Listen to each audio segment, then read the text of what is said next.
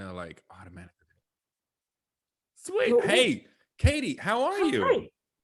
I'm, aside from actively surviving like 14 mental traumas at once, I'm fantastic. How are Oh my you? God. You're right. You're right. I feel like ever since straight up I think it was 2017 is when I started to realize that there's never just a bad thing. There's a bad time. Like, Yes. that's it. There's like Yeah. everything that can go wrong in that time. Plan on it being just disastrous, you know? I think it's just one of those times where we kind of reflect on when we were kids, when our parents would tell us, well, remember Murphy's Law, everything that can go wrong does. And we're like, I don't know what that means. And now that we're in our 30s, we're like, oh God, this is what we talked about. You're like, oh my God, I know what this means. Oh my God, I have so much I care about that you mean to tell me all of it is all gonna go wrong? And then like, of course, the whole, let me just say this right now. The worst phrase you can ever tell me is worry about what you can control, because it makes me want to control my fist to your face. Well, hold on. Why? Why does that bother you? Like, why is that a trigger for you? Because it's in our nature to be concerned about the things that we have no power over. Yeah. Because when we're able to actually contribute to something, that's what is our kind of self-heal. It's like the self-cleaning method for the oven that is our brain. Oh, so like when you're telling me, oh, well, don't worry about that. That just makes me worry about it more. So I was talking with my boss about this. And are you a religious person at all? I'm more of a spiritual person, but I'm open to everything. Okay. All right. I can relate to that. So what my boss thinks is he says that religion was created specifically for us to be able to find a way to feel that we can control the things that we can't. Like, for example, way back when, let's say your entire life depended on this river bringing nutrients down the stream to your family. Like you needed it to flood every now and again, and if it didn't flood, you're fucked. Like if this river stops, you don't have crops, you don't have enough water to feed your livestock. So at that point, you're like, look, I need something. There's no way this is just chance. There's no way that like a bear dies in the river and he clogs it up and now I'm fucked. I'm not cool with that. So there's got to be a God. There's got to be something that can control it. That's his thought, is that it's all derived from us trying to control the inevitable. Ooh, yeah. Have you ever been religious? I grew up in like kind of a religious household. Like we went to church, but it wasn't something that was like super instilled. Like I think if any point in my youth I had been like, hey, this isn't for me, my parents would have been cool with it. I think they just wanted me to like figure out what I wanted for myself. They're like, hey, this brings us peace. You do you, little tiny Katy. Yeah, that's awesome. I feel like that's like the best of both worlds. Like, you get the religion to choose if you want it, and if you don't, that's okay. Yeah. And like I'll admit, like I'm not a churchgoer or anything, but it's like I definitely think there's too many coincidences. There's too much of a good thing, Yeah.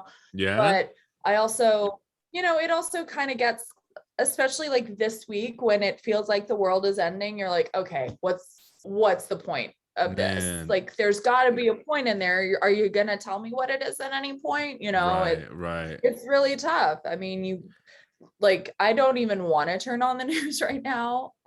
It's in my face all the time. And it's like, I'm just, this bed is unmade because I was just like in a blanket burrito of like anxiety. I have straight up, I've wept more tears in the last 3 days or the last week than I have probably in the last 4 months combined. Like 150, like probably I'd say the last week or so has been just like insane. Like I've cried probably the most in the last week. How are you doing though? Like what are the emotions you're going through at this moment? So it's funny you mentioned that. So I'm better than I was yesterday, and the last 2 days were pretty low. It was to the point where I called my counselor. I was like, I need to talk, and I need to talk now. I was like, this emotional level I'm on right now is not sustainable. And it's so tough because all of this stuff is happening outside of my control. So it's that worrying about what you can control. Yeah. There is a lot going on with my job that I cannot be there for because I am Mm. in Mississippi. There is a Mm. giant ass hurricane headed towards the Gulf Coast, and I am in Mississippi. People Mm. that I care about are dealing with their own trauma and grief up in the East Coast where I live, and I am in Mississippi. So it's Mm. like I could be well, except for the storm, like, there's nothing I can do there. But with these two other things, there is so much that I could be doing if I was there. So like I Mm. have this role as the protector kind Mm. of through situations of chaos and trauma because I've gone through so much. And that role that I thrive in has literally been taken away from me. So Mm.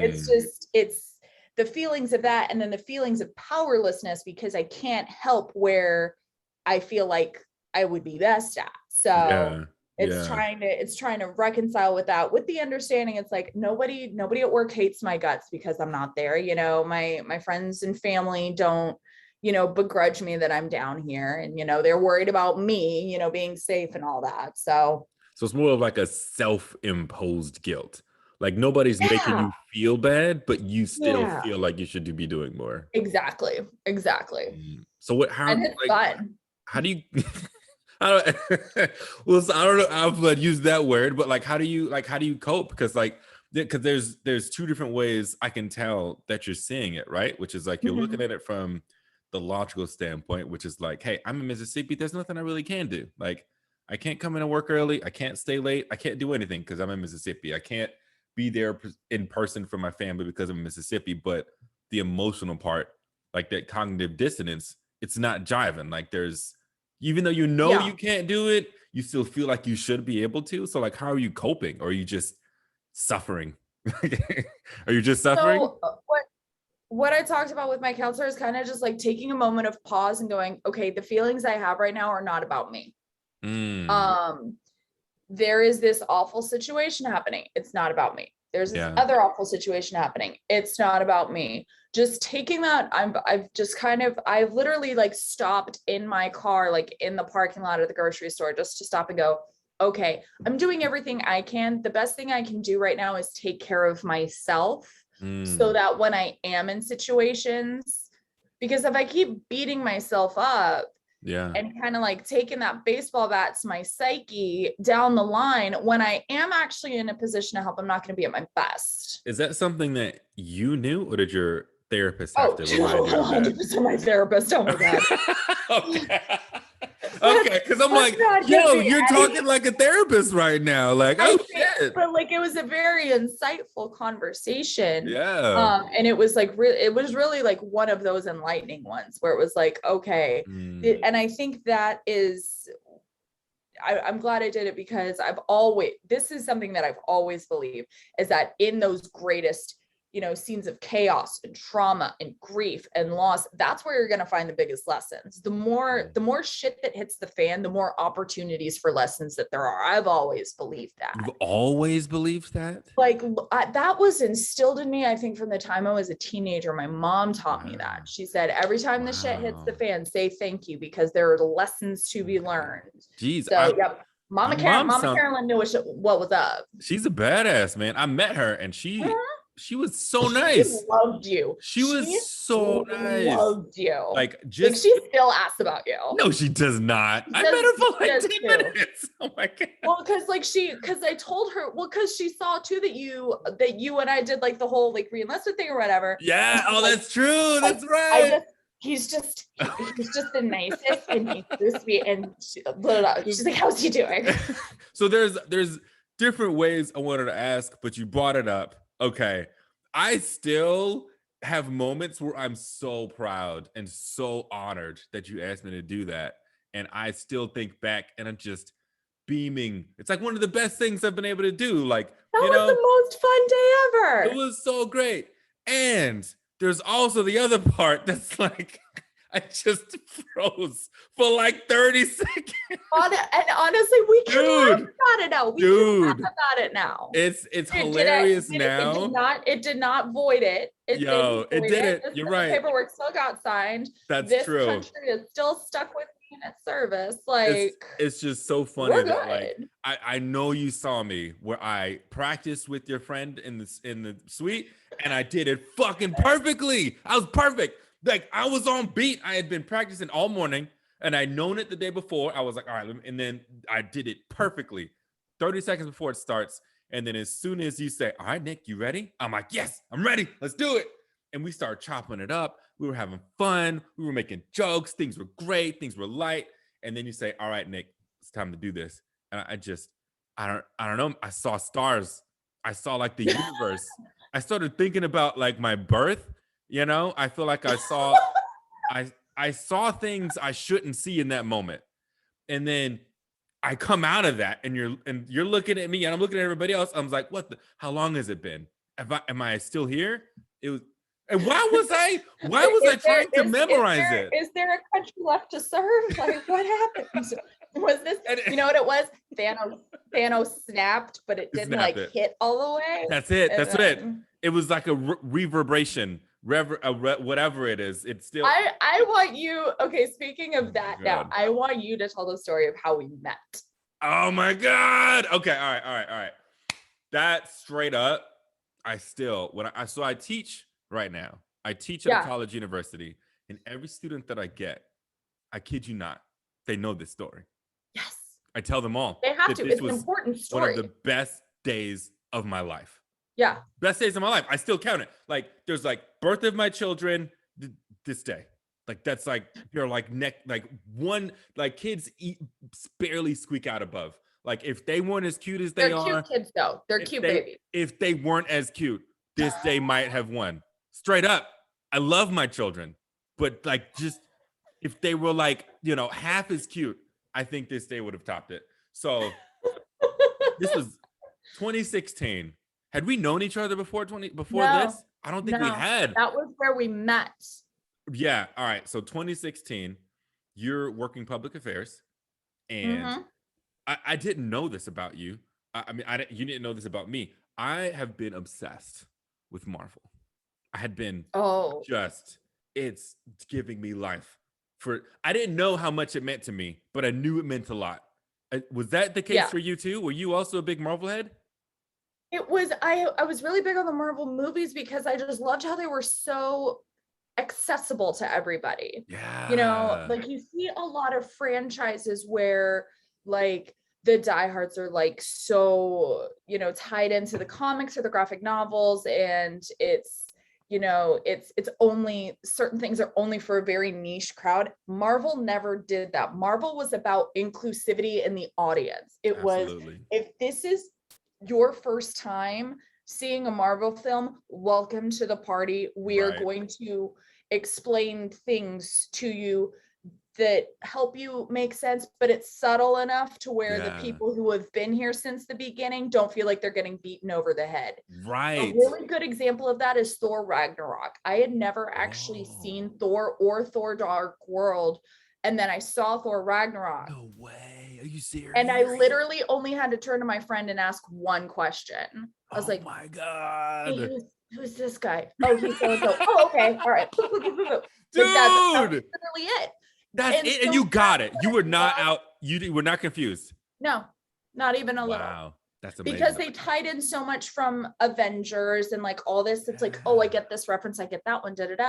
And see, I never realized that you could jump in and out like that because you I'm a diehard. I watch.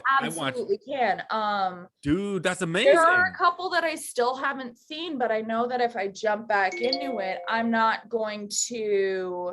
You're not going to be out of it. Lost. I might have a question or two. Wow. But that's what I always loved about Marvel was that it was come one, come all, and not necessarily like an elitist kind of franchise. Yes, absolutely. Like, oh, the only must they heard. So when this opportunity came up, oh my God, I was like, oh, yes, man. Oh, let's go. So this is 2016. I Yep. think this is April or May. I can't remember. I think it was the very beginning of May. I think it was beginning of May too. And I found out that Anthony Mackie was coming to our base. And I'm like, what the? So I'm all right. I'm in protocol. You were protocol at the time. I was protocol. Yeah. So I'm doing lots of snazzy stuff, dealing with general officers and colonels. And, it's like I'm dealing with important people. Right. And we were at a base where there were stars and bars. Everywhere. Everywhere. There was a general every other day I'm talking to. Yeah. But when I got a call about Anthony Mackie, man, nobody else was important. Nobody else. This was it. Yeah. This was the thing I was sitting here for. Nothing else compared. So I was like, what do I got to do? How do I be a part of this? How do I meld myself into this opportunity, right? Anthony Mackie's coming. Good Morning America's coming. And did we even talk before the day that he came? Not even a word, because we were the way we were working was I don't even know. I think my boss was working with protocol. I wasn't. Yeah, that was a major. Can't remember his name, but he was a major. You know what I'm talking about, right? Yeah. So there was Major David, and then Major Singleton, and then Colonel Schultes. So it was those three who were working with the wing side, and then my boss, who was a captain, and me. Like we were working with the producers and like more of the Good Morning America side. Like we were helping them with the setup. We were making sure like the cameras were good and all this, that, and the other. So like I was working that side, not like the inward side of it. Straight up, I don't remember how I contributed to this. I don't remember anything that I did to help. All I know is I showed up and I had a fucking blast. I have no idea. We were out there at like 5:30 in the morning. Yeah. So I was like, I don't need coffee. So Good Morning America shows up. I think, it was 5 a.m. or maybe earlier. I was probably up at like 3 a.m. or whatever. And Anthony Mackie's there. We got like 300 personnel there. Did you know? I knew beforehand. Did you know beforehand he was going to take us to the movie to see Civil War? I knew. All right, cool. That was the whole spiel, was that that it was meant to be a surprise. Yeah. So I think most of them knew, but they acted like they didn't. Oh, I didn't know.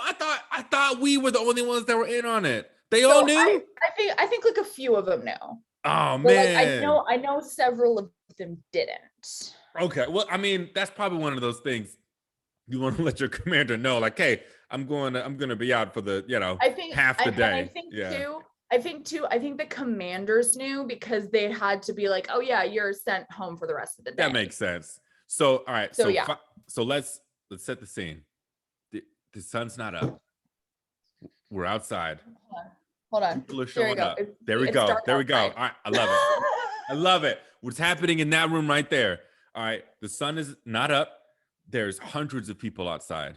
There's a fucking band that are just playing this guitar, like straight up. My best friend plays that. Oh my God. It was amazing. I was losing my mind. I was like, yo. So, she's playing the guitar. I'm losing it. And then all of a sudden, I think you showed up and you were like, or whoever said, yo, we got to get these people hyped. I know it's 4 in the morning. Yes. You're like, it's 5 a.m. We got to get hyped, y'all. I get it. It's early, but let's fucking do it. I swear. I think something happened to where your energy like melded with my excitement to where I think, I don't know. I don't even know if we locked eyes. I think we just knew all of a sudden we're just like energy's bouncing off of each other. We're more, I feel like we were more hyped than anybody else in that entire crowd. I feel like we kind of overshadowed their hypeness a little bit. Like that is neither our fault nor our problem. Yes, it was so amazing because like I was like, oh my God, this is really happening. And you were making I was so excited, and then I saw that you were excited, and then I got more excited because somebody else was as excited as I was. And it was just, it was bliss. It was absolute bliss. And then Anthony Mackie shows up. I lose my shit. I think he's in like OCPs before we were allowed to wear them. Why was he in a military unit? Oh my God, it was hilarious. It was amazing. I wasn't even offended. I was honored. I was like, I no, get no, he's one the of same us. thing as him. Oh my God. It It's was again the inclusivity. It's come as you are. Come to the table. exactly. So he shows up. And he was just the nicest He dude. was so nice. Like, how long did he sign autographs for? Like 40 minutes? He didn't leave until everyone had gotten a picture with him that wanted to. Oh my, it was amazing. And he was just talking to everybody while he was doing it. He was And just then, being nice as shit. That was yeah. awesome. And then we all go to the movie theater off base. And this is 3 days before Civil War was coming out. Yeah, we saw it before. Like, I think we saw it the night after The premiere. Yeah, I think, and here's the thing. I don't know if you knew this. I had been more excited for this movie than any other movie in my entire life. Yeah, because you know who it introduced. The Black, oh my God. They introduced Black Panther. They introduced Spider-Man. Like Anthony Mackie's doing his shit. You got Iron Man. You got Vision. You got all of these people just like all on the same screen. It was heaven. And we watched Falcon introduce us to Falcon. Yeah. What? Yeah. This. And so like now I feel like a personal connection to him. Like I watched Falcon and Winter Soldier. I was like, that's my bestie. I know, right? I still have all right, this is not a joke. This is not a bit. My dad has a screenshot of me on Good Morning America in his room. Yeah. And he has a circle around my face. Dad's such a sweetheart. I remember meeting your dad. Yeah, he's an awesome guy. And it's like he doesn't even like Marvel movies. He thinks they're fucking stupid. But he's like, yeah, but I remember that time my son was on one. You know, like, oh, it's so great. I'm telling you, if my kids were not as cute, that would be the best day of my life. I swear. They are adorable though. They are precious little ones. They are. They're so big. It's crazy. They just started school. I remember like when she was in like a little like carrier thing. I'm walking her around within my chest some of the time. That's what it's called. Yeah. It's crazy. Now she's like got fucking attitude, and you know, she's telling me about opinions about shit. Like, what the hell? When did you get opinions? God damn it. Like, just eat the applesauce or put on the fucking dress. I don't care what your favorite, I care about what her favorite color is, but like, why does she have to have a favorite color? Like, why does she have to tell me that, oh, Dad, this outfit doesn't match with my shoes? Like, you're 5. You don't get to tell me things don't match. I tell you what doesn't match. It's ridiculous. My children are ridiculous. Gosh. They're amazing, but they're ridiculous. Yeah. But, oh man, that day, I still think about that day sometimes. It was such a good day. It was such a good day. And then fast forward to 2017 by this point, like 2017 or 2018. I'm in just a meeting, minding my straight ass business. And I remember that too. They're like, oh, here's this captain, blah, blah, blah. And I turn around and I'm like, I remember that I'm in a meeting that's being led by like a lieutenant colonel. I'm like, don't lose your shit, but you know this man. I was like, I'm trying to like look over my voice, so he'd be like, I think this was like a wing meeting. I think this was like, it was like a calendar meeting or something. Yeah. It was like led by the vice commander of the base. Yeah. And I'm like having like a little geek out moment. Like, oh my God, I know. Yeah. We watched Avengers together from 4 years ago or 2 years. Oh man. I didn't even know you were at the base. I didn't even know you were there. I didn't know you were either. Cause I was like, well, it was pretty quick how it happened. Cause like normally like folks get like 7 to 8 months before they find out they're going overseas. I had 4. Wow. Like I was an out of cycle pick. They were like, hi, it's January. Either in May. I'm like, what? Did you like Italy? Like, did you enjoy being at that? I hated it so much. If the Air Force told validating that for me, because like I feel like half the time I feel bad because I had such a bad time there, but like it was just not a good time. And like both of us, like we went through some crap there, like our own, separately. But like we went through some crap, and like I know that like for both of us, it was like both personal and professional stuff going on. And like when you were like, I'm getting out of here early, I'm like, take me fucking Yo, I didn't know you were trying to jump. I had no idea. Why have you abandoned me? I'm like, I'm sorry. I'll dream of you.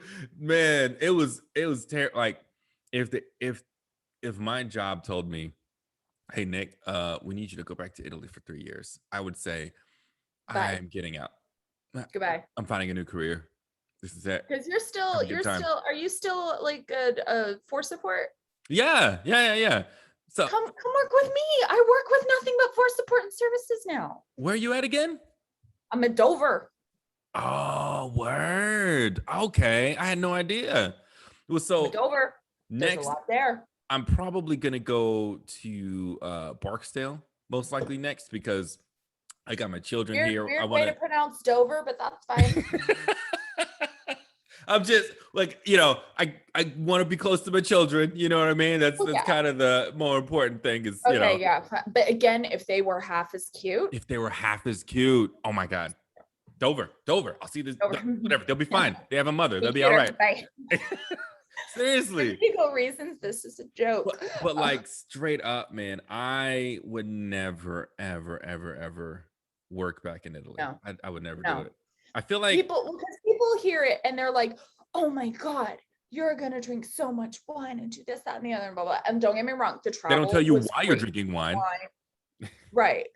The travel was great, but they don't Yeah. tell you that you're desperate to travel because holy crap, you hate it there. You know, you're drinking because your life is in shambles. Yes. Yeah, 100%. It was, I mean, 100%. I am happier working at a mortuary than Man. I was in Italy. Man. If that doesn't hammer it home, I don't know what to tell you. I'm with you. And I think it's I feel like it's a confluence of things, right? There's the mission, which is just everything is an emergency. There is no such thing as a, Balls are just get it done when you can. This is, balls are permanently on the wall. Like all the time. they are nailed to the wall. They're bleeding profusely. There's no towel, just blood everywhere. And what are you gonna do? Somebody gonna come clean up these balls because they're exploding over the desk? I'm sorry. That's how it feels every time you get an email, every time you get a phone call, every time. Like it's too much. It's too stressful. And then, oh man, again, you said personal and professional. My personal life, you just flip-flopped. Like I was here, everything completely went 180 in Italy, and my entire life changed. Not for the better at first, now for the better, yes. But at the time, it's so I wanted to tie it back to what you said before, because you said it's so interesting that you said that every time you go through something difficult, what was it exactly you said? It's when that the shit hits the fan, that's where you learn the lessons. that's where you learn the lessons. That's where you learn the most. But the problem is, I think I've had like an easy life. Like I think my life has been pretty good. So then when things get really bad for the first time, where everything's bad, like I had bad things happen to me, but I never had like, you were riding high pretty consistently for a while, and then 2017 happens and it's wow, everything's like nothing is what I thought it was. And so you're completely right in that, that's when you learn the best lessons and the ones that like really teach you the things you need to learn in life. But when you're going through that shit, especially for the first time, like I was, it doesn't feel good to hear that. It really didn't. Like I would think to myself, why can't I learn these lessons without going through everything that I am? Exactly. Like why can't I don't need this. And no matter what kind of trauma you're going through, because you hear the word trauma get thrown around a lot, but that is exactly what's happening. Is trauma is any kind of shakeup of your normalcy. Big or small, it is a trauma. But that was big though, for you and for me. It was big. There was nothing small about trauma. It was absolutely big. That when we're going through trauma and when we are actively living through and surviving a traumatic experience, there is inevitably going to be a feeling of isolation behind it. So when you're going through grief, knowing that millions of other people have gone through the exact same situation as you, people in your inner circle probably know what's going on. It doesn't matter. Mm, because that grief monster is in your head saying, nah, they don't get it. No, you're on yeah. your own on this one. Yeah. Were you in Italy when COVID happened, or did you get out early? Yeah, no, I was in the, Oh, into Jesus. the thick of it. Oh, jeez. No, Jesus. You so like as much as I hated it, it was even worse for you then, because I Those heard, last 6 months were hell, man. They were hell. God, And they like, tried to actually tell me, oh, you're staying another 2 months. And my boss at Dover was like, get out here. But yeah. the base commander had to sign off on it Wow. because the Dang. waivers for the Good stop Lord. movement required a general officer signature. Not base commander. They needed an O7 or above. Yeah, Oh which my. luckily our base commander happened to be. Otherwise, you'd As go into the MAGCOM and all that shit. otherwise, I'm going to Germany and being like, hello, I'd like to get out of here. I want to go home. Like, who's this bitch? Oh my God. Dude, that's crazy. I didn't realize. I mean, I knew a lot of like pretty much everybody that I left in Italy was still there when COVID happened, but Uh-huh. damn, Yeah. what was that like? What was the worst part, would you say, of those last six The months? worst part was that so without going into too much detail, COVID got very personal for me very quickly in Mm, Italy. gotcha, got you. And so I was seeing people that I loved get sick. Man, wow. But the other part of it was that I was going through all of this in Italy, seeing the healthcare system absolutely collapse. And I am Mm, looking back at my American friends and they think, oh, well, it's nothing. It's just like the media or whatever. yeah, And I'm like, no, it's not. yeah. My friend is on a ventilator. No, it's not.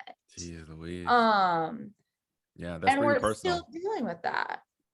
Man. um my friend has been sick for 2 months. Like, stop, like, don't stop saying that it's not serious. It absolutely is. Now granted, some people will get sick and it might be mild, good for them, but I'm not Yeah. willing to risk that. Like, I'm not willing to risk that, like, for my mom, for Mm, my friends who are immunocompromised. So like, it's just like, it was really hard just seeing that, not only seeing that attitude, but seeing it from where I was. mm. I'm like, you guys are the reason I can't come home. Jesus Christ. Yeah.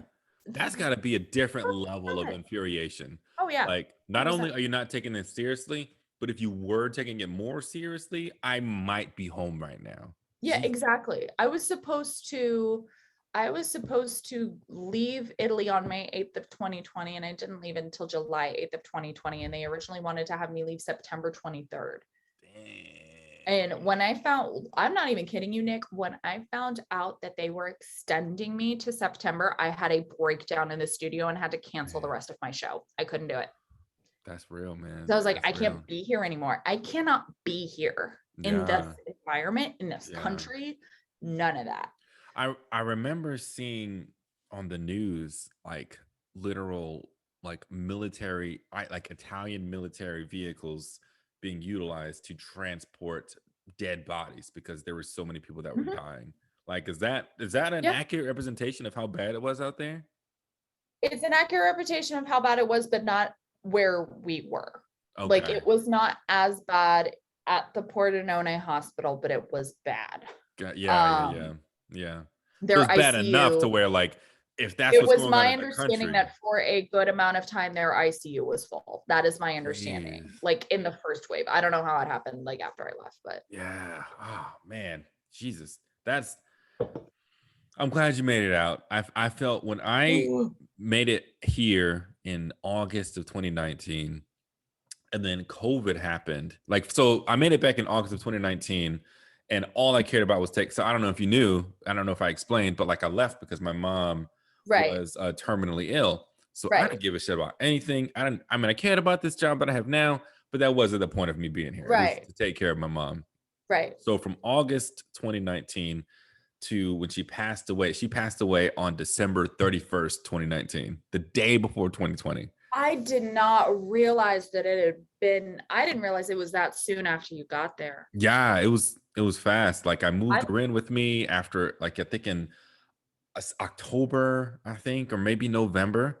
Like she, really didn't want to give up her independence. But there came a Mhm. certain time when it's like, Ma, you need help, and you can't do it where you're at. You got to move in with me. Right. And it's kind of like, I kind of joke about it. Like she just knew how fucked up 2020 was gonna be, and she's like, nah, Like bro, nah. I'm like, hey, I gotta see I Jesus. have the gift of foresight and Nope. I'm out. I need to talk to Jesus about what's coming. I'm not capable of dealing with. And she wouldn't have been. She would have not been able to handle that shit. She would have been like, let's go. So she had foresight, so she's like, nope, nope. What's happening on 1 January? What's 2020? No, I'm Jesus. Jesus. Jesus, like Jesus. she got there and she was like she Woo! got to the pearly gates and she was like, T, spill it now. Right. What are She your was like, plans? and Jesus was like, thank God. Let me tell you what's about to happen. Oh Like, my, man.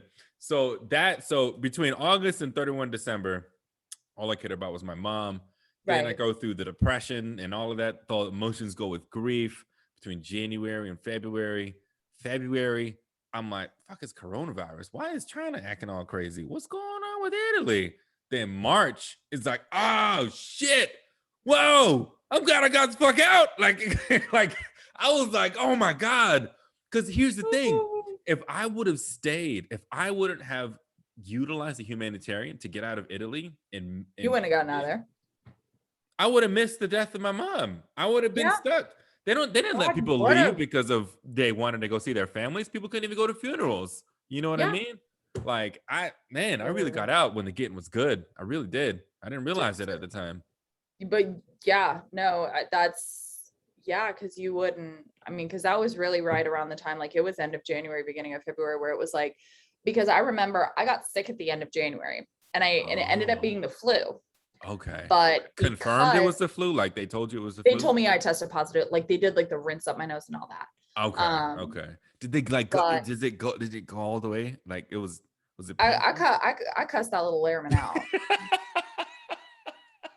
I cussed him I out. know you did. I know you did. All right. I cussed Deservedly so. him Fuck that guy. out. I was like, you motherfucker. Fuck that guy. He I was mean, like, I'm hey, sorry. good for you, bro. But And he knew who I was too. He's like, I'm really sorry. I was like, shut the fuck up. Just violated my nose. sometimes some jobs But they just were got to like, get it. They just got to get it. oh, um, have you traveled outside the country in the last 2 weeks? Well, I had been in Germany and Amsterdam the week before. And they're Mm. like, was anything unusual? And like, I feel bad that I had to answer yes, but I did because the two people sitting next to me on my flight from Amsterdam back to Italy had passports from China. Oh, So they snap. immediately put me in the isolation room. And Whoa. they were like, Okay. because they said, did you sit with people you know? And I said, no, they were like random. And they're like, did you see where they were from? And I was like,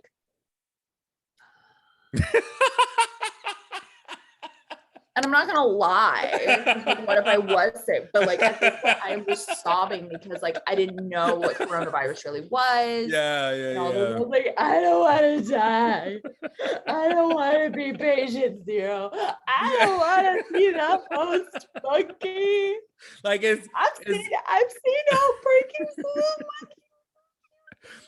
it's funny now, but like at the time, that was really Scariest shit I've ever been through. scary. Scariest shit I've It ever was been through. terrifying. Like, and when was this? This was This January? was January of 2020. Oh, dude, and that's when I like, have never been so happy to have the flu in my fucking life. oh man, for real, 100%.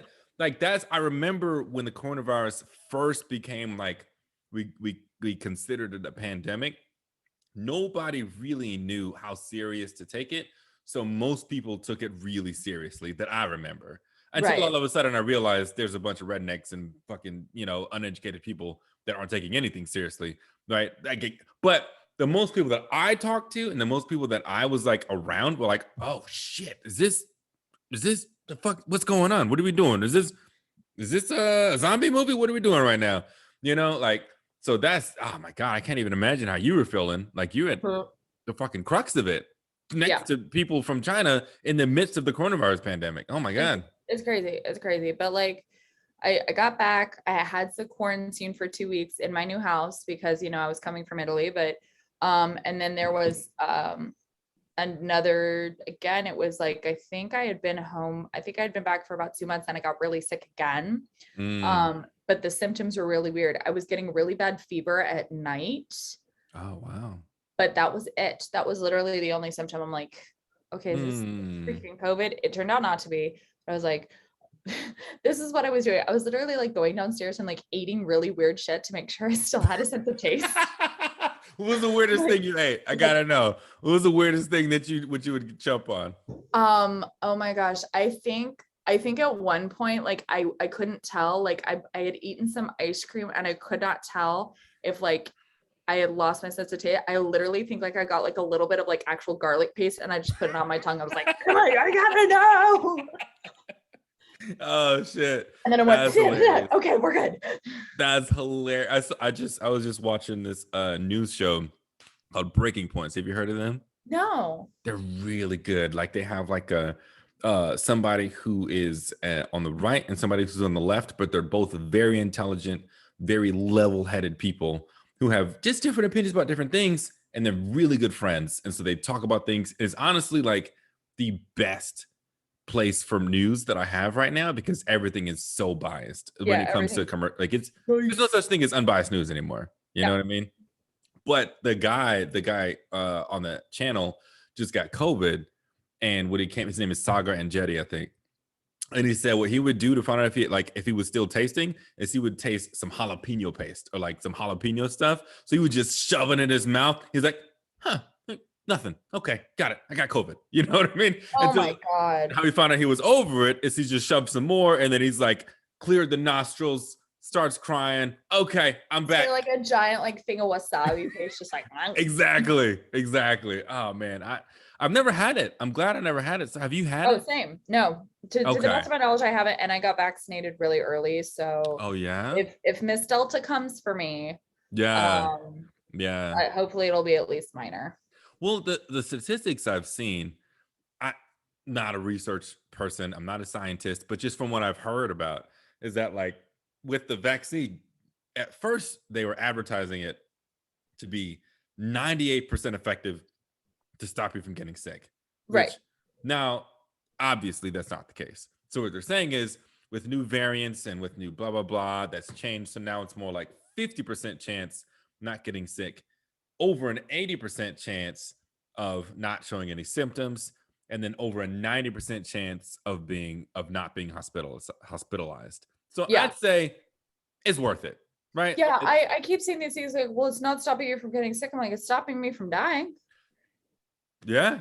Not being on a ventilator sounds pretty fan freaking tastic to me. Right. Especially when you personally have seen Yeah. people that have had to do that. I I've can't I've imagine. I've I've known a friend who was on a vent. I think I've had one or two people in my life die from COVID. Jesus, really? Yeah, December lost someone I used to work with, and then I know Somebody like you my used to mom, work with. somebody I used to work with at my first duty assignment, Jeez, I'm so um, sorry. passed away. Actually, no, you and I both know somebody who died from COVID. The owner of Casa Bianca, Stefano, died on Christmas Eve of COVID. Mm-hmm. Oh, Not even kidding you. Not even kidding you, man. oh shit. Are you Mm-hmm. serious? Jeez, I The didn't owner even of Casa know. Bianca got sick and passed away. Yeah. I'm like, I was with When? When did when that happen? that happened right before Christmas last year. Oh my God. Yeah. God rest That his soul. He was like the sweetest because like he loved the Americans because like not a lot of business owners liked the Americans, but like Mario at Nuristo, Stefano at Spaghetti House, Stefano at Casa Bianca, like they were always like, come on. wait. Hold on. This isn't the place that's like right down the street from the base, right? Yeah, no, yeah, it was okay. Are you So it's that place? So you know how there were like the two across from each other? There was one on the left side of the road and one on the right side of the road. Casa Bianca was on the left and Spaghetti House was on the right. Yeah. Casa Bianca's owner passed away. He was amazing. Like he would every time I would come in, He would sit down and he would talk with us, or he would. Yeah. He's gone. Yeah, man. Jesus. Yeah. I hate that I'm the one that told you this, man. I don't know how else I would find out. Fair. That's terrible. Yeah. God, that hurts. Like, yeah. that stings. Yeah. Because he was so nice to all of us. Like He all was the a time. beautiful person. Like, yeah. I think my dad met him. My when mom he met lived out him. there. Jesus Christ. Yeah. I don't want to. My mom met him, thought he was lovely. Because he's a lovely person. He was. He absolutely was. But yeah, no, it's like, fuck, man. I don't want people I love to die. Like, it's not a lot to ask. That hits home. Like, he's the only person at this point that I know personally that's died of COVID. I don't know anybody else that's died. I know other people that have got it, but I don't know anybody else that's I know died. a bunch of people who've got it. Bunch of people. Bunch of crunch. Who've died? No, who've gotten sick. I know people who've gotten sick, but he's the only person that I can say that I've known that I actually had a relationship with. And I didn't even know this dude died. I think him and my coworker are the two that I know who died. Jesus, man. I had one friend who had to be ventilated, like intubated, like put on a vent. Jesus. Wait, so is he, like, what happened to the restaurant? I think I don't know. I don't know. I know his wife, I think, eventually recovered. I think they kept it. I hope they kept it going because that was a good restaurant. It's an amazing restaurant. I probably went there like their 40 times. Was like their pesto. They're the best thing I ever had there. The thing I got there almost every single time was, oh my God, the carbonara, the spaghetti al carbonara, I think is what it was called. I think he had the best pesto, and he and Spaghetti House had like the just carbonara out of this world. All three of those Aviano restaurants do carbonara. Like, yeah. I remember the bacon there though.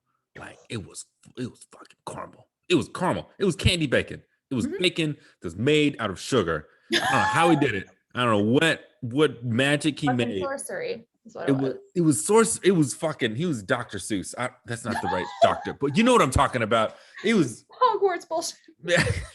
Man, that's fucked me up right now. I wasn't prepared for this. I feel like I killed the vibe by breaking that. No, you didn't. You didn't at all. I just, it makes it real. It's so sad. It makes it sad, though. It makes it very real, especially when, like, I feel like so much of, all right, I'm gonna be honest. I've been fully, like, I'm vaccinated. I got vaccinated back in April. Like, once the military came out here and they said, hey, you want to get vaccinated? Here's your chance. So I signed up, I got vaccinated, and I feel like once I got vaccinated, I was like, all right, I can stop caring about this. Let's just get back to normal. We all, that's what we all thought. Yeah. I'm like, all right, we did it. It's over. Let's go. Let's get back to normal. Fuck that shit. People are people. We're going to be back to, there's no masks, no nothing. And now we're back to masks, and now we're back to closing shit down, and we're back to. Exactly. It's exhausting. It's exhausting. I hate it. And it's like, I'm really worried about this hurricane, man. I'm worried that people didn't evacuate when they were supposed to, and they're gonna try to have to go to the hospital because they're hurt, and there ain't gonna be nothing for them there. Jesus Christ, man. So I teach like 740 right now. There's like 40 something, maybe 50 something cadets in our detachment, and so I just had to do like an actual military recall. Like, hey, you getting out? Or what are you doing? And it's like, God damn. If you ain't evacuating a hurricane, then where the fuck you at? Bro, oh my God. Katy, we got to work together again. We have to. This needs to be a thing. If I have to go to, can I at least can I keep the Barksdale to like a TDY? Yes. Okay. A TDY to Barksdale. We go to New Orleans when it's not underwater. We have a great time. What do you think? Done. There we go. Life is good. And you come back on the podcast, and we anytime. All right. So I have a question for you. Oh. Because I'm being 100% honest with you. I'm not friends with a lot of white girls. I'm not. Oh, I don't. hold on. You are friends with the whitest basic bitch in history. Let me answer it. Yes, we do like dresses that have pockets. Like I need to know all of these stereotypical questions you have for white women. That needs No. to No. let's go. This isn't basic. None of the this is basic. This is the opposite of basic. Because again, I Because don't I am have, not complex. I don't have a lot of white girlfriends. And if whenever I show you this podcast and you go back and there's an episode I did with my friend where we discuss, there is this, you might have even seen it. You probably have. There is this, I think she was 20 something years old. She was in Victoria's Secret. And the video starts with her hitting the phone out of this woman's hand. And it's a black woman filming and a white girl hits the phone out of the woman's hand. And the black one goes, "Oh my God, what's wrong with you?" And the white girl, she starts like, after she notices she's being videotaped, she starts having a meltdown. Yeah, I think I saw this. Yeah, this was a couple months ago, maybe 1 or 2 months ago. We don't claim her. Well, okay, here's my question. Because when I saw the video, my initial reaction, I changed my stance a little bit later, but my initial reaction was, this girl's not right. Like, she's got some fucking issues. That was my thought when I saw it too. Yeah, she's having a mental breakdown. Doesn't mean that she's right. Doesn't mean that anything she's doing is justified. But I wouldn't look at her in the same light as, like, if she's literally lying on the ground in a Victoria's Secret, fucking convulsing. That's not a normal thing to do. You don't do that. No, I would think, to get attention. You do that if you're fucked up. My friend's opinion was that, hey, she just is now freaking out that she just wants, like, she wants people to feel bad for her. You know what I mean? She just, hey, just feel bad for me. I'm the victim. People should treat me as I'm the victim. And so the question I have for you is, I looked at that at first and saw, hey, you know what? She's acting kind of crazy. She probably is crazy. Maybe she shouldn't lose her whole life by having her name blasted across the internet. Maybe she doesn't deserve fucking, never making it to a college or losing her job if she's already working because people think she's a racist. And my friends was like, hey man, it is what it is. She's acting crazy. This is the mindset of, like, black people being upset with being victimized or being, taken advantage of. This girl's trying to do it. And so she's just going to get the brunt of that. How do you, like, I feel like race has never been a thing with our work relationship or friendship. Like, it's not a thing. I look at you as a cool ass chick who just, I think, is very interesting. That's it. I just happen to be extremely lacking in melanin. Yeah, exactly.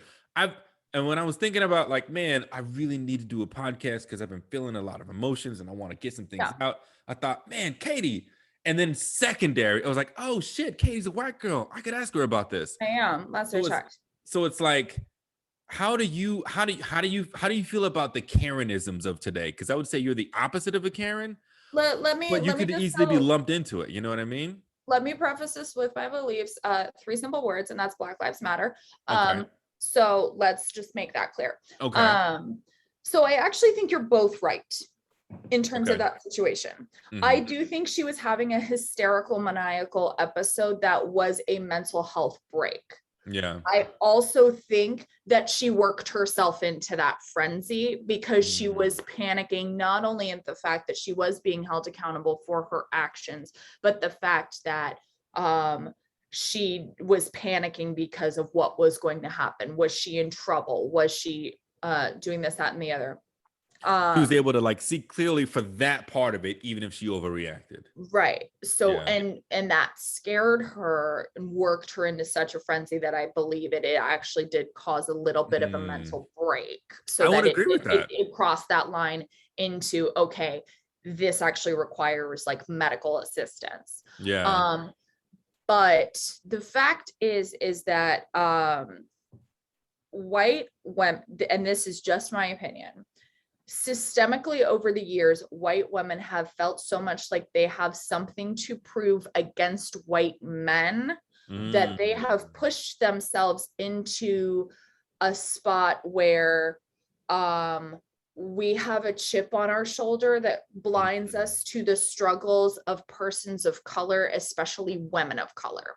So you guys have been focused on the patriarchy of white men, that's Right, like that's the thing you're trying to fight against, right, basically, as a culture. I'm not saying you, right. but just as a culture. But like just in general, and that has put such a chip on our shoulder Mm, that it's created a blind spot to people and women, particularly women of color, so that got when it. they so that when a, let's say if a black woman were to come to me and say that I am in that almost patriarchal position of power, all of a sudden our defenses are going to go up because we're Okay, being called the thing that we fought against for so long.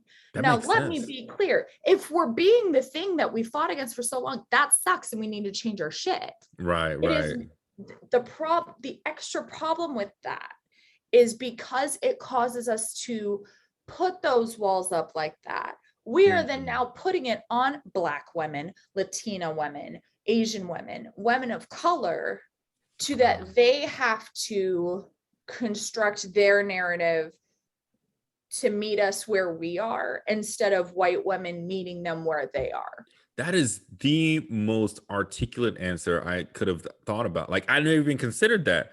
Like, and it makes sense. Like I want to also be 100% clear because let's say the shit blows up. Like you are the most anti-Karen person I've ever met. You are straight up, man. You're amazing. Like But you're. that had to come from a place of education.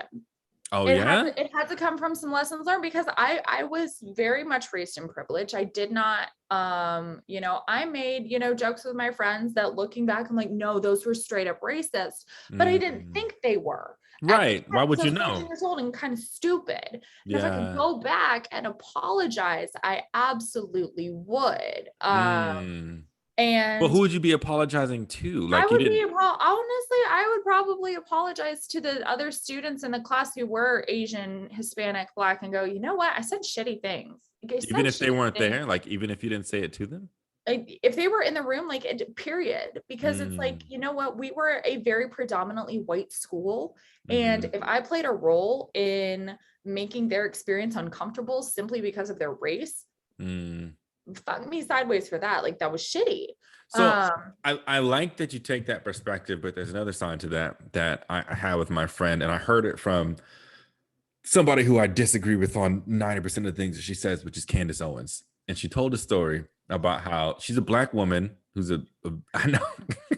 I know. I would never have thought that I would agree with Candace Owens. I disagree with fucking 95% con of the artist, things that she says. man. However, I heard her tell a story that really resonated with me about how when she was in high school, and she's a black woman who's just in high school, and she gets a call from some guys who just say some racist shit. They say a bunch of racist shit, and they're just being really assholes, and they're being bullies, and they're really just like trying to scare her or whatever. She ends up talking to the school. The school finds out, like, oh my god, this is terrible. We got to find out to the bottom of this. We gotta investigate. Come to find out, one of these dudes that was saying racist shit was like the governor's son or something like that. So then it Mhm. becomes a big media thing. And so then now these kids who were in high school who were saying stupid shit. When I was in high school, you were in high school, we were kids to different degrees. We all understand we want to say stupid shit when you're in high school. Just because a white dude says the N word in high school doesn't make him see black people as the N word. It means he's trying to say something that's stupid. Sometimes. Right. Sometimes he's racist. But to assume that from somebody who's like 14 or 12 or 11 is just disingenuous. Like that's Yeah. nothing but their upraising. It's nothing but their environment. They're not going to Right. have built in that black people are less than. So she brought up the point that like, hey, these kids that were assholes to me in high school, they that's it. There is no redemption. There is Yeah. no rest of their life getting better. There is no, oh, I'm not a racist anymore. Everywhere they go, if anybody Googles them, oh, you're a They're racist right. son of a bitch. Yeah. And that doesn't sit right with me. Like, people can be assholes and not have racist attitudes. You know what I mean? I think I can agree with that to a certain point. I think like when you're a teenager, you are still developing that maturity, but you're also like it's like putting your hand on the stove. You know not to Mm. do it. Yeah, It's that's true. it's That's like true. putting your hand on the stove for a laugh, which normally was what those offensive jokes coming from white people were. Is Yeah. we were trying to get a laugh. We were trying to Yeah. like be that edgy humor. And it's But it normal though. but at Most what people do it. cost? But at what Ag- cost? And yeah, like Agreed. if the governor's son gets involved, like then definitely, because like coming from like the background that I have, I'm like, you should have been teaching your kid to shut the fuck up.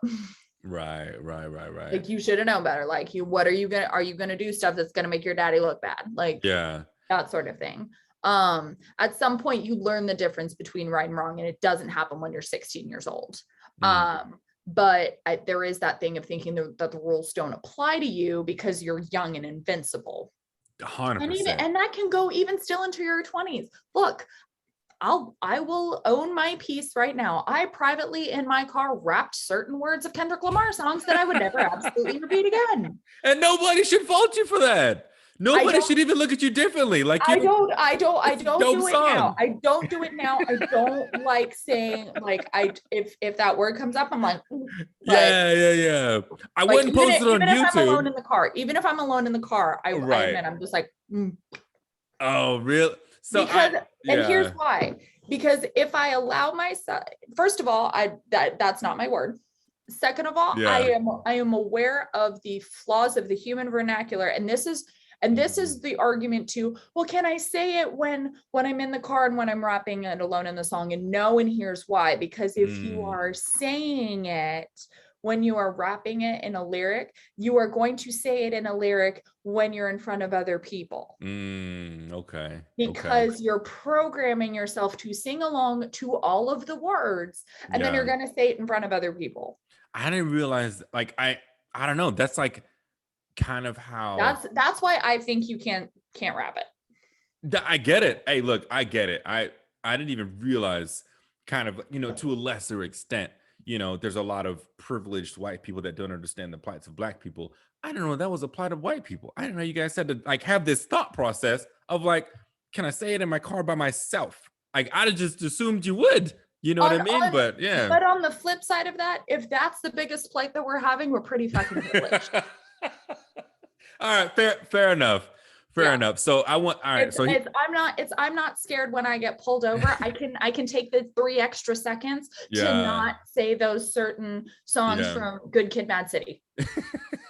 So I do want to say something about that because I was pulled over not too long after the Ahmad thing happened, and like it was 2021 I think, but like I was pulled over, and right when the cop pulled me over, I'm fucking freaking out. I'm thinking, oh my God, I've I seen all am these videos. ooh.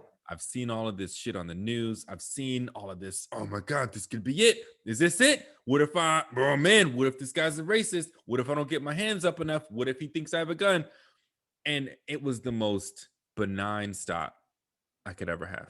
It was very But chill. He didn't even give me a ticket, I don't think. It was very, very chill. And here's the that does thing. not make your fear any less valid.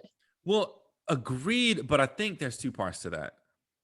I fully, I would say I 70% blame the media because Mhm. yes, I've been targeted. I've had guns pulled on me for being black. I've had, I've been, been handcuffed and put my arms on a hood for literally doing nothing.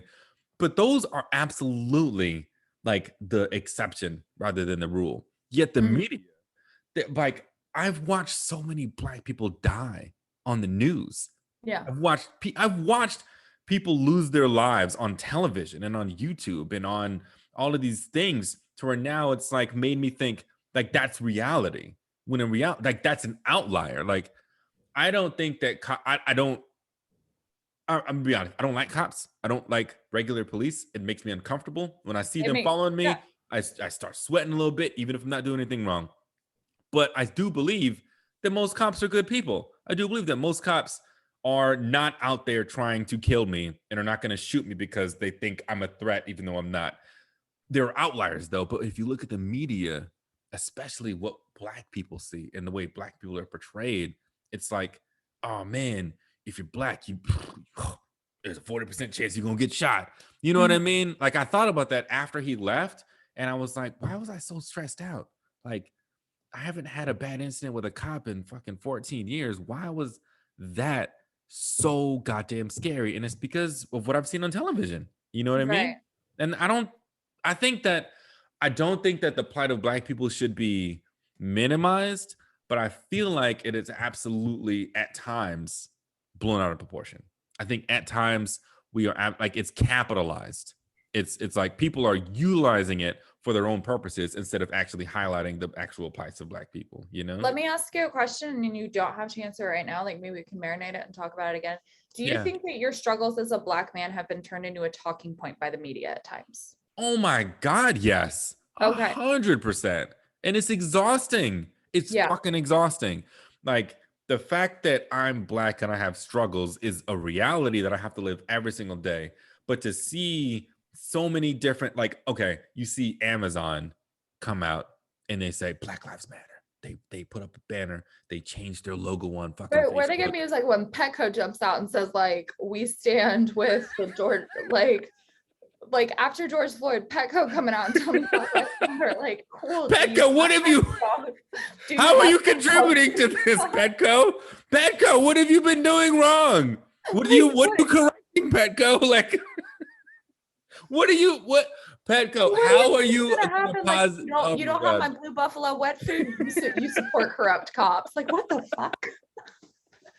Exactly. Like, I fully support the best parts of Black Lives Matter. I don't think the entire movement is what it's set out to be, but I think the best parts of it are legitimate. I don't think it makes those 3 words any less true. Right. But man, when you got these trillion-dollar companies putting out Black Lives Matter as a slogan, yet changing nothing about their policies, and they say, I was listening to a podcast.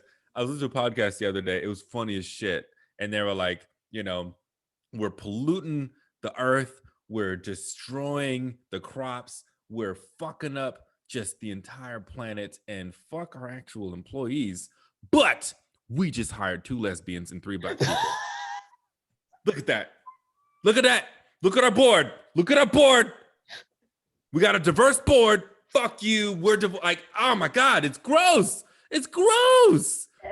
It's so gross. And that's what that's what sells. That's what people like, you know, again, Katy, you are legit like somebody that I don't see has a racist bone in their body. Like you don't. I appreciate that. No, for real. Like when I thought of like, oh man, I want to talk to Katy. I haven't talked to her in a minute. Your race was so secondary. I didn't even think about it. Like, I'm not saying that race doesn't matter. I'm just saying that it wasn't a fucking talking point that I wanted to talk to you about.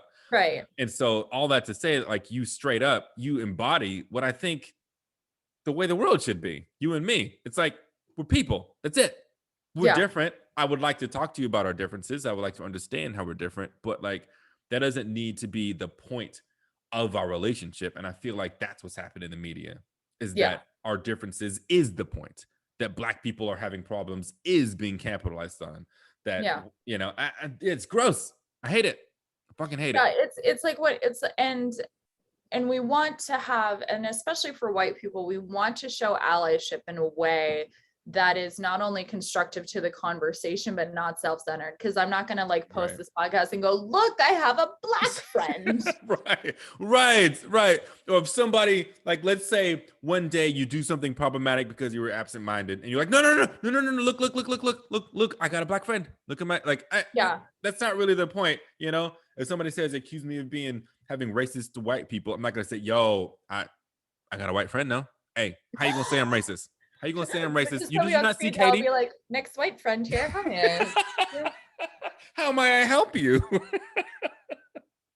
White services today. I will say one thing that does separate me from white people, though, it is a self-deprecating white people joke.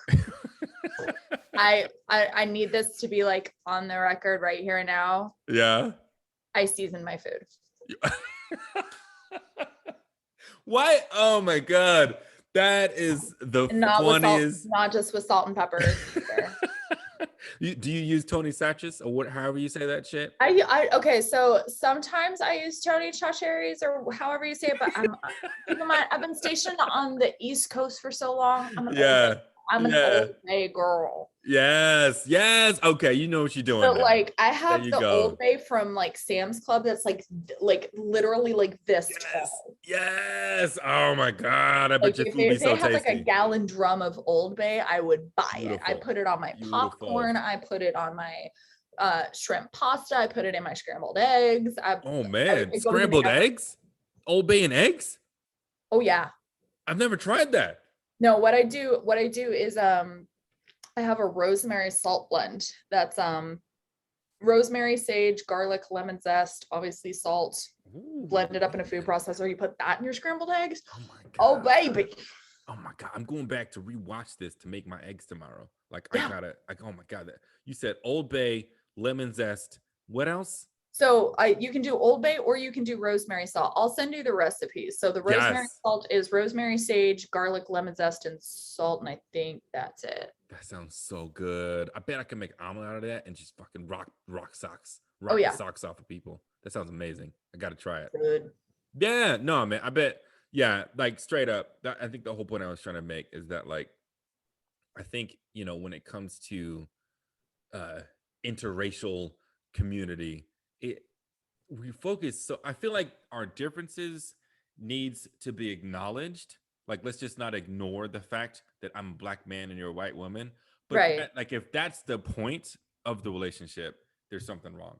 If It's that's the only thing we have to talk about, it's a problem. exactly. You know Our what I mean? differences can be celebrated. They don't need to be the reason for the party. And that's what the media is doing. Yeah. That's what companies are doing. That's what corporations are doing. That's like that, like they feed off of it, and it's Yeah. exhausting. Like I can't speak for all black people. I know for me, like when it comes to race relations, like I'm tired of talking about it. I'm tired of hearing about it. Like when Nancy Pelosi and all these other senators were wearing the Kuta Kente cloth and like fucking kneeling. I'm like, what are we doing? What are we doing right now? What is happening? What is this? What does this represent? What are you trying to say? Is this who we are? Is this what we represent? It was, oh my God. Okay. And then the last thing that I wanted to ask you about, it's what had me emotional for the last week is Afghanistan and Mhm. how, oh my God, did you 13?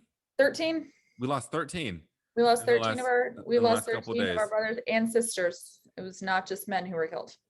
And then I was watching, yeah, it's So my thing is this, because I work in the mortuary. So there are three yeah, things that you can do to kind of like pay tribute in a respectful way. One is don't post what you're seeing of like flag draped boxes on social media. Number one, the chances of it actually being those 13 is very, very small. Two, right. even if it is, someone's child is in that transfer case. Don't post it. Like Yeah, it doesn't matter who is in that transfer case. It matters that that's someone's child. Do not assume you know what their privacy wishes are. Like respect it as if it's sacred.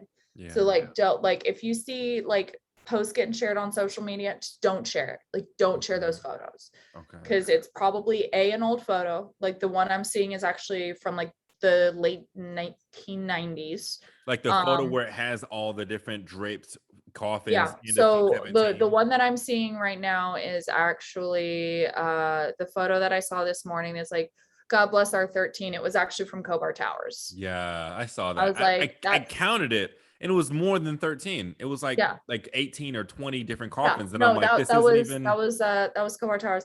And keep in Yeah. mind, the only imagery of those 13, should the family choose to have media cover their dignified transfer, would come from a single source. So like just know where you're getting your information.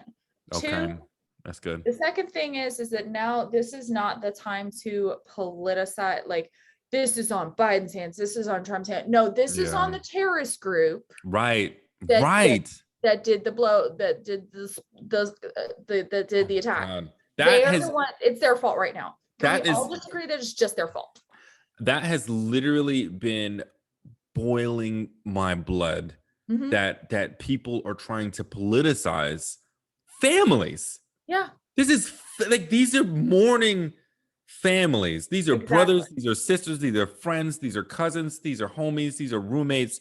Yeah. And now they're saying, this is on the right, this is on the like, fuck you, fuck all of you. This 13 is like, let's talk people about the died trying people. to do a good thing.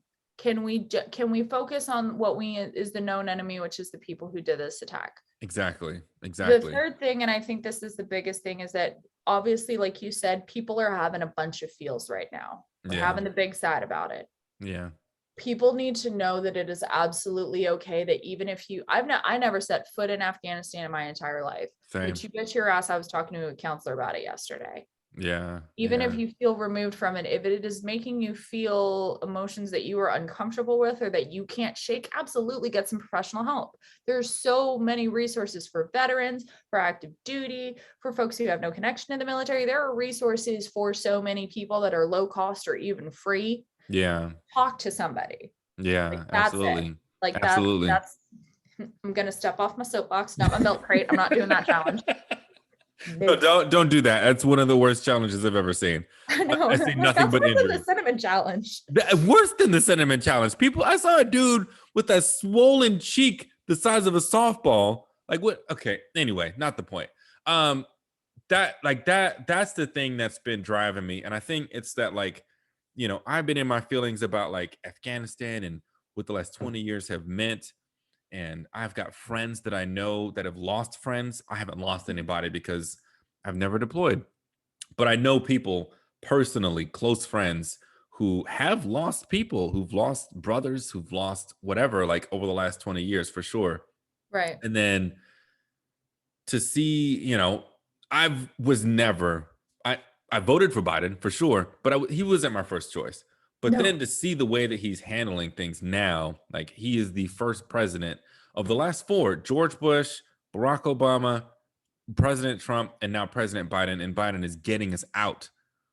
And to see the fact that he's taking this decision to get us out when so many presidents have promised that they would, and everybody's doing nothing but criticizing the fact that He's this he's sucks. taking things on the chin. Now, is he flawless? Absolutely not. Is he No, he's and like but yeah, like what like what's a better scenario? Like, I get it. People are talking about we could have kept Bagram, but are we saying they wouldn't have attacked Bagram? Are we here's the saying that thing. My question is, oh, we coulda, woulda, shoulda. I'm sorry, coulda, woulda, shoulda is doing what exactly? exactly? How Exactly. about this? How about you walk up to the Pentagon, you go say, hey, I would like to be Secretary of Defense now, please. Hi, Right. General Austin. Peace be with you and also with you. I've got Exactly. it. Like, do I Exactly. gonna do that? Like, everybody's a keyboard warrior right now. Like, I really do. Like, I honest to God, like, even with like my friends who have gone overseas, like, I'm kind of like, I don't like when you politicize it like that. I'm like, I immediately like, I'm like, Yeah. tell me that you don't get it without telling me you don't get it. This isn't the time to be political. It's No. not. And I think the thing that got me off of social media for a minute, it got me off of checking YouTube, it got me off of the news, was when I saw talking heads talking about how we need to go back to Afghanistan, we need to deploy more boots on the ground, we need to go, I get it, but look, we got to go back to what we were doing. And I'm like, okay, how about this? Send your son, Yeah. send your brother, send your cousin, send your girlfriend, send your wife. How about that? If you tell me you are committing your close relative to this war, to Mhm. send thousands of us over there, we lost 13, and it's breaking my heart, and I wept for them today. Oh yeah. But imagine losing thousands more to extend this war. Yeah. These talking heads on the media saying, let's extend this and let's go back and let's kick ass and take names. All right, you go do it. Send your son and send your brother or send yourself. Then I'll believe you. Then I'll think you're not just a piece of shit who's just talking and trying to make some money or trying to get some fame or trying to, whatever, like just saying shit without having anything to really back it up. That's Mhm. what's gotten me. That Yeah. people will say these things that are like, I have friends. I have They friends that want are the that could rage. be out They there want the rage. in fucking Afghanistan flying C-17s. I have friends that could have been out there that could have died. I have friends like, and I'm sure you do too. Like, it's when it's not personal for you, you can say things like, we need to go, we need to fuck people up, we need to redeploy troops, this was done terribly. But when it's like, hey man, I just lost my best friend, it's time to go home, it's time to come home, I don't want to lose more friends. Like, why is that not so Yeah. relatable to the media? You know what I mean? I don't get Right. it. And it's that anger, and it's that anger that's like, when you have that anger that you are having trouble directing and channeling in a healthy way, that's a sign that it's time to talk to somebody. Right. Absolutely. I think that's definitely what I need to do for sure. Because it's very, I think it's what a lot of people need to do. A lot of people, because yeah, these are feelings that are stirring up of confusion, of anger, of grief, of sadness. That's a yeah, lot. It's a lot to yeah. tackle on, And it's especially and with it's what's yeah. and it's spread across how many people in the Let's see how military? she's doing. Like a Let's see couple how this million? damn. Yeah, I'm definitely gonna be doing that very soon because it's exhausting. It's exhausting, and I feel like it's gonna get worse before it gets better. You know, and the only way Absolutely. to deal with it is, like you said, to like actually process it and try and figure out how not to take it out on the world. Because Exactly. I don't know if you saw, but there was this Marine Corps lieutenant colonel. Oh yeah. Huh. Oh, you mean the guy Yeah, without a job? right. Unfortunately, you know, I didn't really disagree with the things he was saying, even if I wouldn't say it myself, especially not publicly and in uniform. But yeah, he's, you know, He knew what he unfortunately, was doing. Tell me you're running yeah. for Congress without telling me you're running for Congress. You think And you know so? what? It's like, oh God, watch it. I'm You calling it think now. so? You think he would give Calling it up? now. He would give up. He had 3 years. He had 1 year left before he's in sanctuary. You think he would give that up though? Okay, he gave it up. He was relieved. He was relieved for cause. He done. He goodbye. That's true. I mean, he's not separated. He might. He's gonna play the martyr, and Mm. he's gonna have a gay old time with it. Yeah, I don't know. I don't know what the. I mean, I can't say I don't know what the point of that was, but I don't know if it was worth it. I don't know if I would have done. I definitely wouldn't have done It it. was not. It was not. Yeah, And then he's yeah. like, I would have done the same thing. I'm like, then why the fuck did you say anything? What are you on? And sir, where can I get some? Oh my God, Katie, you're the best, man. I can't I wait to work love with you you again. to death. I am so happy to call you my friend. Like, Yes, for I sure. completely agree. Make peace with the fact that you were stuck with me in your life forever. I'm excited about it. You're dope. You're a great friend. I just, it's amazing that you are a part of one of the best experiences I've ever had in my life, which is become an Avenger. We're Yeah, Avengers. we're It's Avengers. crazy. We're part of the Avenger Initiative. Like, Have you our been? movie's coming soon. Oh my God. We're getting a Disney Plus show. Would you rather have a Straight. Disney Plus show or a movie? I would rather have a Disney Plus show. Me too. Oh my God, me too. Oh, it'd be fucking amazing. Because you get more time. You get to develop Yeah. yourself. Have you been watching the shows? I watched WandaVision. I haven't watched Loki yet, though, and I didn't Oh, see Black Widow. you're in for a treat. Loki is probably how I'm spending my hurricane tomorrow. You are in for a treat. Loki is the best show yet. 100%. 100%. Like, Okay, okay. WandaVision was super weird and exciting and confusing, but also awesome. But What is grief? I What is know, right? persevering? Although the memes that came out of that were just like beautiful. Yeah, were. It's such a The best one was what is drip if not swag persevering? yeah. It was so surprising how much heart was in that show. I didn't expect Yeah. that. So heartful. Then Yeah. there's Falcon and the Soldier, which is cool. Oh, I did see Falcon Winter Soldier. That was fun, right? It was good. I enjoyed it. I really enjoyed that. I liked like the tie-ins to Wakanda. I Yeah. liked that spoiler was bad guy. Like, Yeah, man. It was dope. It was dope. yeah. But I'm telling you, when you watch Loki, it changes everything. Like Okay. literally, it affects every other Marvel movie and TV show that's going to come after it. So if there's anything I can recommend, it would be Loki. 100%. Well, that's what I'm doing tomorrow. I love it. I love it. Yo, Katy, hit me up anytime. If you ever need anything, I'm here for you. Thank you for having me on your podcast. I'm so excited. Of course. It feels weird to call it a podcast, but I guess it is. I've got like 5 episodes out now. So yeah, there you go. I love it. Yo, if you need anything, let me know. Be safe. Stay safe for sure. Okay. All right. Love you, be brother. easy, Katy. All right. Bye.